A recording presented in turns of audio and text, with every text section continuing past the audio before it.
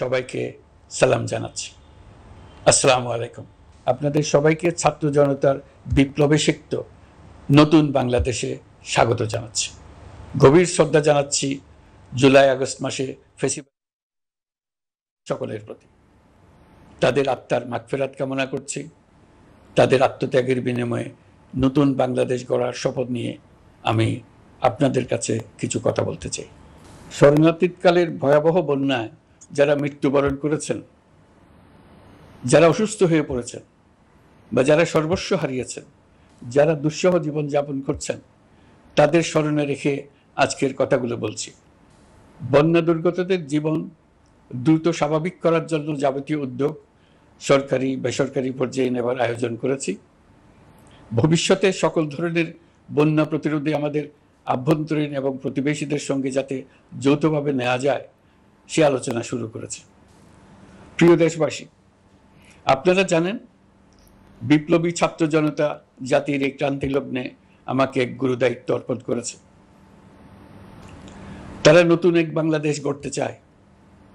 নতুন প্রজন্মের এই গভীর আকাঙ্ক্ষাকে বাস্তবে রূপ দেওয়ার সংগ্রামে আমি একজন সহযোদ্ধা হিসেবে তাদের সঙ্গে যোগ দিয়েছি। দেশের সকল বয়সের, সকল পেশার, সকল মতের, সকল ধর্মের সবাইকে বিনা দ্বিধায় এই সংগ্রামে যোগ দেওয়ার আহ্বান জানাচ্ছি। প্রিয় দেশবাসী, লক্ষ লক্ষ শহীদের রক্তের বিনিময়ে এবং লক্ষ লক্ষ মা বোনের আত্মদানের বিনিময়ে যে বাংলাদেশ আমরা পেয়েছিলাম তা ফেসিবাদ এবং স্বৈরাচারের হাতে ধ্বংস হয়ে গেছে। আপনারা দেখেছেন আমাদের প্রতিটি প্রতিষ্ঠানকে তারা কিভাবে শেষ করেছে। দেশের রন্ধ্রে রন্ধ্রে ঢুকে গেছে দুর্নীতি। এমন এক দেশে আমাদের দেশ রূপান্তরিত হয়েছে যেখানে স্বৈরাচারের পিয়নও দুর্নীতির মাধ্যমে 400 কোটি টাকার সম্পদ করার মতো অকল্পনীয় কাজ করে গেছে নির্বিবাদে। শিক্ষা খাতকে পঙ্গু করে দিয়েছে। ব্যাংকিং ও শেয়ার বাজার খাতে লুটপাট, প্রকল্প ব্যয়ে বিশ্ব রেকর্ড, অবাধ সম্পদ পাচার, আইন শৃঙ্খলা রক্ষাকারী সংস্থাকে নিজ দলের পুতুলে রূপান্তর, বাক স্বাধীনতা হরণ, মানবাধিকার হরণ, এসবই হিমশৈলের অগ্রভাগ মাত্র। ক্ষমতা কুক্ষিগত করতে ফ্যাসিবাদী সরকার খর্ব করেছে জনগণের সাংবিধানিক ক্ষমতা ও অধিকার। দুঃশাসন, দুর্নীতি, অন্যায়, অবিচার, নিপীড়ন, বিচারের নামে প্রহসনের মাধ্যমে জনসুরক্ষা বিপন্ন করেছে। জনগণকে নির্যাতন, বঞ্চনা ও বৈষম্যের মুখোমুখি দাঁড় করিয়ে দিয়েছে। নতুন প্রজন্মের মানুষ সহ কোটি কোটি মানুষের ভোটাধিকারকে বছরের পর বছর হরণ করেছে। মানুষের এগিয়ে যাওয়ার পথে সকল ধরনের প্রতিবন্ধকতা তৈরি করে স্বৈরাচার তার নিজের, পরিবারের ও দলের কিছু মানুষের হাতে দেশের মালিকানা তুলে দিয়েছে। প্রিয় দেশবাসী, কিন্তু এই দ্বার প্রান্তে দাঁড়িয়েই আমাদের গড়তে হবে স্বপ্নের বাংলাদেশ। বৈষম্যহীন, শোষণহীন, কল্যাণময় এবং মুক্ত বাতাসের রাষ্ট্রের যে স্বপ্ন নিয়ে ছাত্র জনতা আন্দোলনে ঝাঁপিয়ে পড়েছিল, আমি তাদের সেই স্বপ্ন পূরণে অঙ্গীকারবদ্ধ। আপনাদের সবাইকে এই শুভলগ্নে তাদের স্বপ্ন পূরণে সমস্ত শক্তি নিয়ে এগিয়ে আসার আহ্বান জানাচ্ছি। তাদের স্বপ্ন আমাদের স্বপ্ন। জাতীয় জীবনে তরুণরা একটা মহা সুযোগ সৃষ্টি করে দিয়েছে। আমরা সবাইকে সুযোগ ব্যবহার করার কাজে এগিয়ে আসতে আহ্বান জানাচ্ছি। গণরোষের মুখে ফেসিবাদী সরকার প্রধান দেশ ত্যাগ করার পর আমরা এমন একটি দেশ গড়তে চাই যেখানে প্রতিটি নাগরিকের মানবাধিকার থাকবে পুরোপুরি সুরক্ষিত। আমাদের লক্ষ্য একটাই, উদার, গণতান্ত্রিক, বৈষম্যহীন, অসাম্প্রদায়িক বাংলাদেশ। আমরা এক পরিবার, আমাদের এক লক্ষ্য। কোনো ভেদাভেদ যেন আমাদের স্বপ্নকে ব্যাহত করতে না পারে, সেজন্য আমরা প্রতিজ্ঞাবদ্ধ। বর্তমান সরকারের দায়িত্ব গ্রহণের মাত্র 2 সপ্তাহ শেষ হল। কর্মযাত্রার প্রথম পর্যায়ে রাষ্ট্র সংস্কারের কাজে আপনাদের কাছ থেকে যে সমর্থন পাচ্ছি সেজন্য আন্তরিক ধন্যবাদ। আমরা অনুধাবন করছি যে আমাদের কাছে আপনাদের প্রত্যাশা অনেক। এই প্রত্যাশা পূরণে আমরা বদ্ধপরিকর। যদিও দীর্ঘদিনের গণতন্ত্রহীনতা, 15 বছরের ফেসিবাদী শাসন ব্যবস্থা প্রায় প্রতিটি ক্ষেত্রেই আমাদের জন্য পর্বতসম চ্যালেঞ্জ রেখে গিয়েছে, কিন্তু এই চ্যালেঞ্জ গ্রহণে আমরা প্রস্তুত। আজ আমি সরকারের পক্ষ থেকে আপনাদের দোয়া ও সহযোগিতা কামনা করতে আপনাদের সামনে এসেছি। শুধু আমি বলবো, আপনাদের একটু ধৈর্য ধরতে হবে।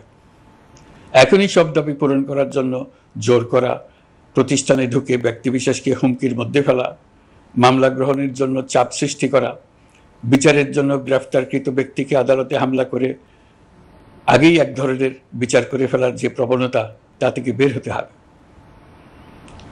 ছাত্র জনতার বিপ্লবের গৌরব ও সম্ভাবনা এসব কাজে ম্লান হয়ে যাবে। নতুন বাংলাদেশ গড়ার প্রচেষ্টাও এতে ব্যাহত হবে। রাতারাতি এই পরিস্থিতি থেকে উত্তরণ কঠিন। নড়বড়ে এক কাঠামো, আমি বরং বলবো জনস্বার্থের বিপরীতমুখী এক কাঠামোর উপর দাঁড়িয়ে আমাদেরকে দেশ পুনর্গঠনের কাজে হাত দিতে হয়েছে।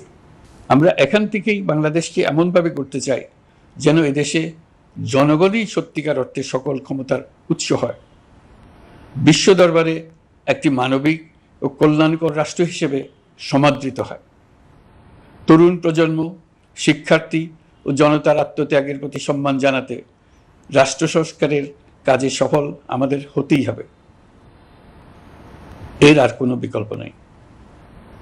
প্রিয় দেশবাসী, আপনারা ইতিমধ্যে জেনেছেন জুলাই আগস্ট মাসে গণ অভ্যুত্থানে বল প্রয়োগ ও হতাহতের যে দুঃসহ ঘটনা ঘটানো হয়েছে তার স্বচ্ছ তদন্ত করতে জাতিসংঘের মানবাধিকার কমিশনের প্রধানকে বাংলাদেশে এসে তাদের তদন্ত শুরু করতে আমরা আমন্ত্রণ জানিয়েছি। তদন্তের এই প্রক্রিয়া এই সপ্তাহে শুরু হবে। তাদের প্রথম দল ইতিমধ্যে এসে গেছে। আমরা ইতিমধ্যে ছাত্র জনতার বিপ্লবকে নস্যাৎ করতে যে শত শত মিথ্যা ও হয়রানিমূলক মামলা দায়ের করা হয়েছিল তার অধিকাংশ প্রত্যাহার করেছি এবং আটক ছাত্র জনতার মুক্তি লাভের ব্যবস্থা করেছে। পর্যায়ক্রমে মিথ্যা ও গায়েবী সকল মামলার ক্ষেত্রে অনুরূপ ব্যবস্থা গ্রহণ করে মানুষকে দুঃসহ ভোগান্তি থেকে মুক্ত করা হবে। ন্যায় বিচার নিশ্চিত করতে গণ অভ্যুত্থানের সকল শহীদ পরিবারকে পুনর্বাসন করবে। সকল আহত শিক্ষার্থী ও জনতার চিকিৎসার সম্পূর্ণ ব্যয় সরকার বহন করবে। সেই লক্ষ্যে স্বাস্থ্য মন্ত্রণালয়ের নেতৃত্বে উপদেষ্টা পরিষদে বৈষম্য বিরোধী ছাত্র আন্দোলনের প্রতিনিধিত্বকারী 2 জন উপদেষ্টার সহায়তায় একটা পূর্ণাঙ্গ তালিকা প্রস্তুত করা হচ্ছে। এই কার্যক্রমের জন্য এবং গণ অভ্যুত্থানের শহীদদের স্মৃতি ধরে রাখতে সরকার অতি দ্রুত জুলাই গণহত্যা স্মৃতি ফাউন্ডেশন নামে একটি ফাউন্ডেশন প্রতিষ্ঠা করার প্রক্রিয়ার শেষ পর্যায়ে এনেছে। আপনাদের সবার এবং বিদেশে অবস্থানরত ভাই বোনদের অনুদান এই প্রতিষ্ঠানে পাঠানোর জন্য অনুরোধ করছি। আমি ব্যক্তিগতভাবে এই প্রতিষ্ঠানের চেয়ারম্যানের পদ গ্রহণ করেছি। প্রিয় দেশবাসী, আপনারা লক্ষ্য করেছেন দায়িত্ব গ্রহণ করেই আমাদেরকে আইন শৃঙ্খলা অঙ্গনে অস্থির পরিস্থিতি সামাল দিতে হয়েছে। আপনাদের সহযোগিতা ও সমর্থনে দেশপ্রেমিক সকল আইন শৃঙ্খলা রক্ষাকারী বাহিনী কাজে যোগ দিয়েছে। ফ্যাসিবাদী সরকার প্রশাসনের চরম দলীয়করণ করার ফলে বিপুল সংখ্যক কর্মকর্তা কর্মচারী দীর্ঘদিন বৈষম্যের শিকার হয়েছেন। আমরা ইতিমধ্যে সংশোধনমূলক ব্যবস্থা গ্রহণ করতে আরম্ভ করেছি, তবে প্রশাসনকে গতিশীল রাখতে এবং একই সাথে সুনির্দিষ্ট পদ্ধতি অনুসরণ করে সঠিক সিদ্ধান্তে উপনীত হতে সময় প্রয়োজন। সেজন্য সকলকে ধৈর্য ধরার অনুরোধ করছি। প্রশাসনের সকল ক্ষেত্রে প্রতিষ্ঠানগুলো যেন জনগণের আস্থা ফিরে পায়, সেটি আমাদের অন্যতম উদ্দেশ্য। লুটপাট ও দুর্নীতির আখড়ায় পরিণত করা ব্যাংকিং খাতে সুশাসন নিশ্চিত করার জন্য আমরা উদ্যোগ নিয়েছি। এই খাতে দক্ষ জনবল নিয়োগ দেওয়া হচ্ছে। ব্যাংকিং খাতে শৃঙ্খলা স্থাপন, ব্যবসা বাণিজ্যে সহায়ক পরিবেশ তৈরি এবং জনগণের জীবনযাপন সহজ করতে নিত্য প্রয়োজনীয় দ্রব্যমূল্য ও মূল্যস্ফীতি নিয়ন্ত্রণে আনার আমরা উদ্যোগ সচল করেছি।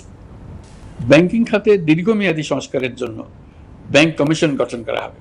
আর্থিক খাতে সার্বিক পরিস্থিতি ও সংস্কার বিষয়ে একটি রূপকল্প তৈরি করা হবে, যা দ্রুত জনসমক্ষে প্রকাশ করা হবে। শেয়ার বাজার, পরিবহন খাত সহ যেসব ক্ষেত্রে চরম বিশৃঙ্খলা বিরাজ করছে তা নিরসনের দ্রুত পদক্ষেপ নেওয়া হচ্ছে। বিচার বিভাগকে দুর্নীতি ও দলীয় প্রভাব মুক্ত করতে কার্যক্রম শুরু হয়েছে।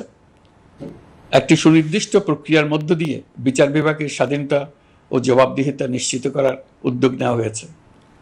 ফ্যাসিবাদী সরকারের বিচার বহির্ভূত হত্যাকাণ্ড, গুম, খুন, অপহরণ এবং আয়নাঘরের মতো চরম ঘৃণ্য সকল অপকর্মের ন্যায় বিচার নিশ্চিত করা হবে। এসব অপকর্মের সঙ্গে জড়িত সকলের বিচার নিশ্চিত করা হবে। তালিকা প্রস্তুত করে মিথ্যা মামলা প্রত্যাহার করা হবে। দুর্নীতি ও সম্পদ পাচারের বিচার করা হবে। আইন শৃঙ্খলার ক্ষেত্রে জনমুখী ও দলীয় প্রভাবমুক্ত জবাবদিহিমূলক কাঠামো সৃষ্টির লক্ষ্যে পুলিশ কমিশন গঠন করা হবে। জাতিসংঘের তদন্ত প্রতিবেদন, দায়িত্বপ্রাপ্ত সকল সংস্থা ও জনগণের সাথে মত বিনিময়ের মাধ্যমে কমিশনের নেতৃত্বে প্রয়োজনীয় সংস্কার করা হবে। বাংলাদেশকে আর কোনোদিন কেউ যেন কোনো পুলিশি রাষ্ট্রে পরিণত করতে না পারে তার ব্যবস্থা করা হবে। তথ্যের অবাধ প্রবাহ ও গণমাধ্যমের স্বাধীনতা নিশ্চিত করা হবে। ফ্যাসিবাদী সরকার গণমাধ্যমের উপরও দলীয়করণ ও নির্যাতনের বোঝা চাপিয়েছিল।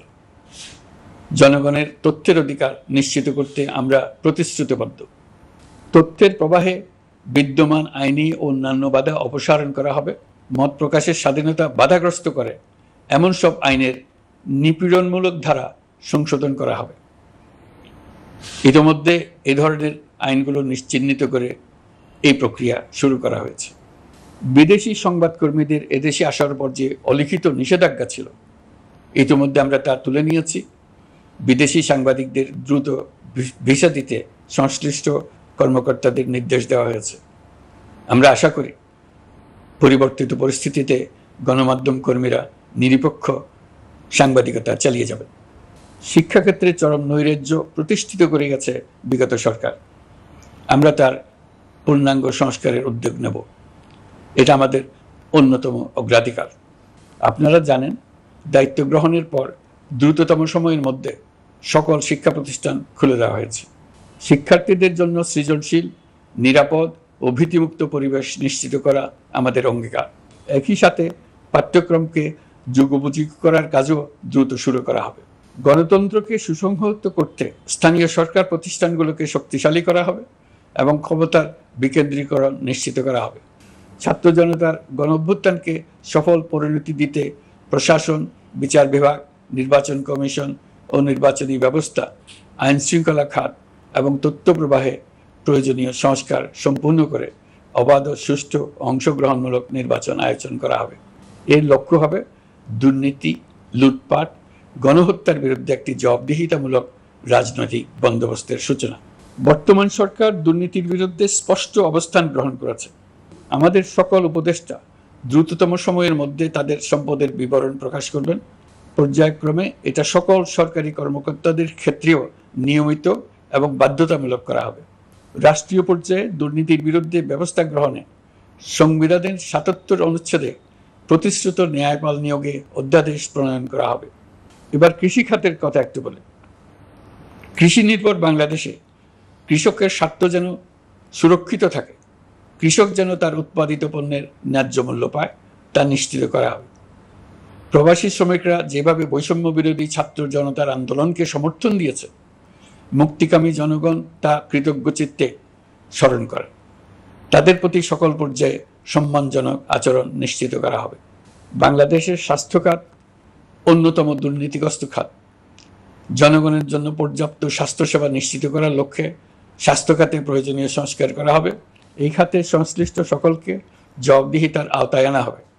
হাসপাতালগুলোকে আধুনিকায়নের উদ্যোগ নেওয়া হবে এবং সেখানে সরকারি ডাক্তার সহ বিশেষজ্ঞদের নিয়মিত উপস্থিতি নিশ্চিত করা হবে। স্বাস্থ্যসেবা যাতে নির্দিষ্ট কিছু অঞ্চলে কেন্দ্রীভূত না থাকে, দেশের সব অঞ্চলের মানুষ সমান স্বাস্থ্যসেবা পায়, সে লক্ষ্যে প্রয়োজনীয় উদ্যোগ নিতে আমরা বদ্ধপরিকর। বর্তমান প্রজন্ম অনেক বেশি সচেতন।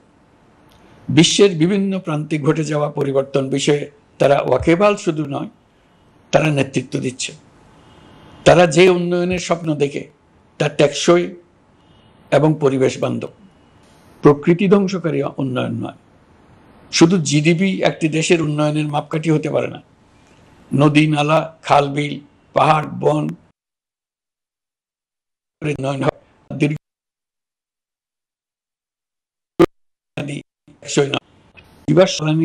পরিবেশবাদীদের সাথে আমাদের সরকারের অবস্থান সামঞ্জস্যপূর্ণ। জলবায়ু পরিবর্তন রোধ করতে এবং আগামী প্রজন্মের জন্য সুস্থ একটা পৃথিবী রেখে যেতে কার্বন নিঃসরণ শূন্যের কোঠায় নামিয়ে আনার বিকল্প নেই।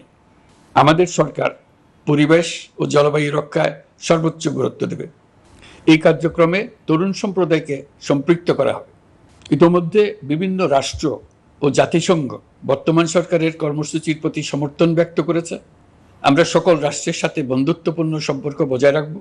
আমাদের পররাষ্ট্রনীতির ভিত্তি হবে পারস্পরিক আস্থা, বিশ্বাস ও সহযোগিতা। আমরা মানবাধিকার আইন সহ সকল আন্তর্জাতিক আইনের প্রতি শ্রদ্ধাশীল। আমাদের পক্ষ থেকে গুম বিষয়ক আন্তর্জাতিক চুক্তির পক্ষরাষ্ট্র হওয়া সহ বিভিন্ন পদক্ষেপ নেওয়া হয়েছে। ইতিমধ্যে পক্ষভুক্ত এমন সকল আঞ্চলিক ও দ্বিপাক্ষিক চুক্তি ও সমঝোতা বাস্তবায়ন করে যাব। আমাদের সরকার রোহিঙ্গা সমস্যার বাস্তবসম্মত সমাধানের লক্ষ্যে আন্তর্জাতিক সম্প্রদায়ের সাথে কাজ করে যাবে। আমরা জাতীয় ঐক্যে বিশ্বাসী।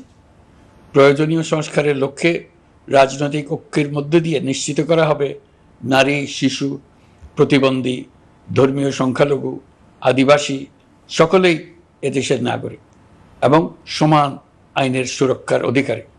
তাদের সকলের মানবিক অধিকার সহ অন্যান্য সকল অধিকার নিশ্চিত করার উদ্যোগ নেওয়া হবে।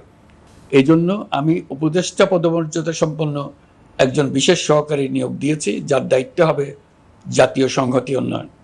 বন্যা কবলিত এলাকার সকল মানুষের দুর্ভোগ লাঘবে সরকার সঠিক সহায়তা দেওয়ার জন্য সরকারের যত কার্যক্রম আছে তাদের সচল করেছে। ইতিমধ্যে উপদেষ্টাবৃন্দ বিভিন্ন এলাকার দায়িত্ব নিয়ে এলাকায় গেছেন। আমার কার্যালয়ে একটা নিয়ন্ত্রণ কক্ষ স্থাপন করা হয়েছে। বন্যা পরবর্তী কার্যক্রম নেওয়া হয়েছে। ভবিষ্যতে বন্যা নিয়ন্ত্রণের জন্য করণীয় কী স্থির করার জন্য পদক্ষেপ নেওয়া হচ্ছে। দেশপ্রেমিক সেনাবাহিনী, পুলিশ, বিজিবি, র্যাবকে গুম নির্যাতনের কাজে লাগিয়ে তাদের কলঙ্কিত করা হয়েছে। তারা দেশের গৌরব। তাদেরও কিছু অতি উৎসাহী সদস্যের কারণে পুরো বাহিনীকে আমরা কলঙ্কিত দেখতে চাই না। আমরা অপরাধীদের চিহ্নিত করতে চাই এবং তাদের শাস্তি দিতে চাই, যেন ভবিষ্যতে কারো হুকুমে দেশপ্রেমিক কোনো বাহিনীর, পুলিশের, র্যাবের কোনো সদস্য হত্যাকাণ্ড, গুম ও অত্যাচারে জড়িত হওয়ার সাহস না করে। তাদের কাছে হুকুম যত বড় কর্তৃপক্ষের কাছ থেকে আসুক না কেন, তারা তা উপেক্ষা করবে। ভবিষ্যতে উপরওয়ালার হুকুমে এমন ঘৃণ্য কাজ করতে বাধ্য হয়েছে এমন ব্যাখ্যা কারো কাছে গৃহীত না হয় তার ব্যবস্থা করা হবে। আমি দেশরক্ষা বাহিনী, পুলিশ বাহিনী এবং অন্যান্য সহল বাহিনীকে নির্দেশ দিয়েছি তারা তাদের মধ্যে যারা হত্যাকাণ্ড, গুম, খুন বা শারীরিক মানসিক অত্যাচারে সরাসরি জড়িত তাদের চিহ্নিত করে বিচারের ব্যবস্থা করতে। যারা গুম হয়েছে, হত্যার শিকার হয়েছে তাদের তালিকা প্রস্তুত করতে। তাদের পরিবার সমূহকে সান্ত্বনা দেওয়ার ভাষা আমার নাই। তাদের জীবনে শান্তি ফিরিয়ে আনতে আমরা প্রচেষ্টা অব্যাহত রাখব। আমি সকল দেশরক্ষা বাহিনী ও আইনশৃঙ্খলা বাহিনীকে তাদের উপর জনগণের সম্পূর্ণ আস্থা ফিরিয়ে আনতে সকল পদক্ষেপ গ্রহণ করতে নির্দেশ দিয়েছি। গত 15 বছরের দুর্নীতি, অর্থ পাচার ও জনস্বার্থ বিরোধী চুক্তি স্বাক্ষর, প্রকল্পের নামে লুটপাট ইত্যাদি তথ্য নিয়ে একটি শ্বেতপত্র প্রণয়নের জন্য আমি ইতিমধ্যে একটি কমিটি গঠন করেছি। আমি বিভিন্ন দেশের রাষ্ট্রদূত এবং দাতা সংস্থার প্রতিনিধিদের সঙ্গে বৈঠক করেছি এবং করে যাচ্ছি। ছাত্র জনতার গণঅভ্যুত্থানের পর দেশ গঠনের জন্য সকল প্রকার আর্থিক অন্যান্য সহযোগিতার জন্য তাদেরকে অনুরোধ জানাচ্ছি।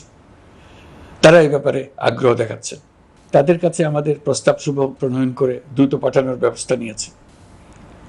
তাদেরকে অনুরোধ জানিয়েছি তারা যেন পরিস্থিতির কারণে অতি দ্রুত অর্থ ছাড় করার ব্যবস্থা নেন। তাদেরকেও বলেছি যে অবস্থার মধ্য দিয়ে আমরা যাচ্ছি তা যেমন একটি দুর্যোগপূর্ণ সময়, তেমনি এটা জাতির জীবনে মস্ত বড় সুযোগ। এই সুযোগকে যেন আমরা পূর্ণভাবে কাজে লাগাতে পারি, সেই জন্য তাদের সহযোগিতা চেয়েছি। এই গণ অভ্যুত্থানে বিদেশে অবস্থানকারী বাংলাদেশিরা অত্যন্ত গুরুত্বপূর্ণ ভূমিকা পালন করেছেন। জাতি তাদের অবদান বিশেষভাবে স্মরণ করবে।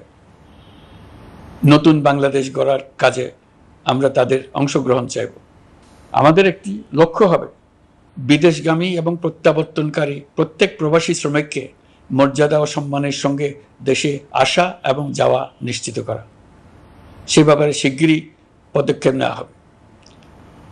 বিদেশে অবস্থানরত সকলের কাছে আমার আবেদন, তারা যেন তাদের উপার্জিত অর্থ অফিসিয়াল চ্যানেলে দেশে পাঠান। দেশের অর্থনৈতিক সংকট উত্তরণে এই অর্থ বিশেষভাবে প্রয়োজন।